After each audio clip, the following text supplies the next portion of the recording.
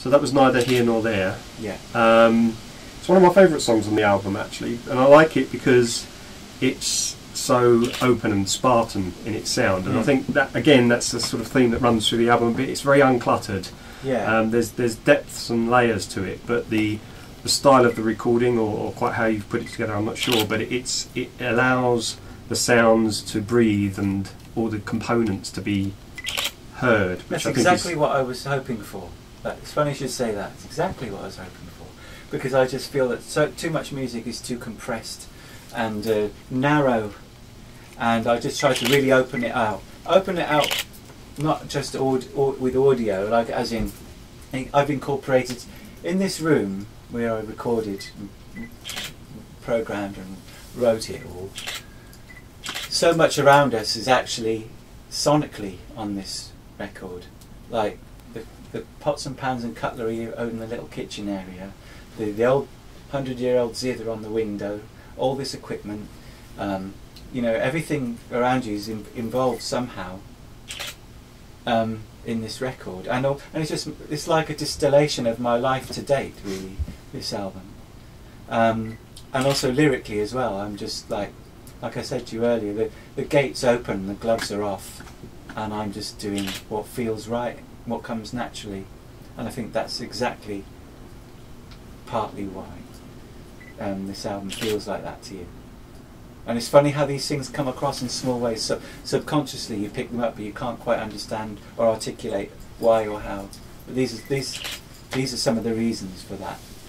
And also just my viewpoint on life now is such that, you know, anything is possible, not just personally, but, you know, psychologically speaking.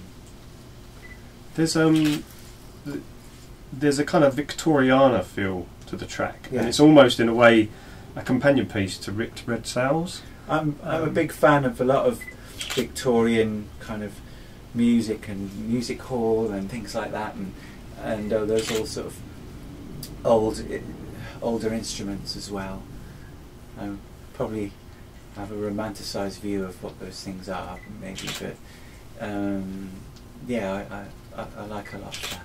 You know, I probably have quite gothic tastes in some respects, even though I'm not what you'd call a goth in that sort of street culture way, but maybe I am a bit. Okay. Were you going to say something about Also, something else? Oh yeah, percussion and things like that we were talking about, weren't we, on this song?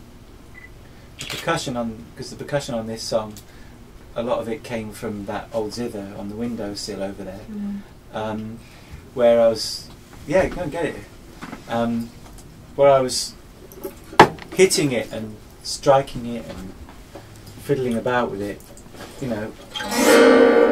For example, appears a couple of times in my music, particularly on this album, and when you bash it, you get a really good ringing, discordant noise, things like that. Yeah, I really love that. I've had that for years and years, that instrument. And I always use it here and there in little ways, but I've used it in big ways on that song, I think.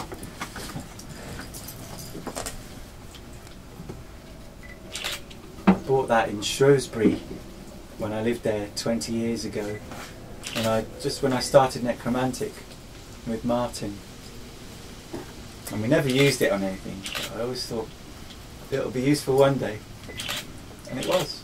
I just had to wait 20 years to use it.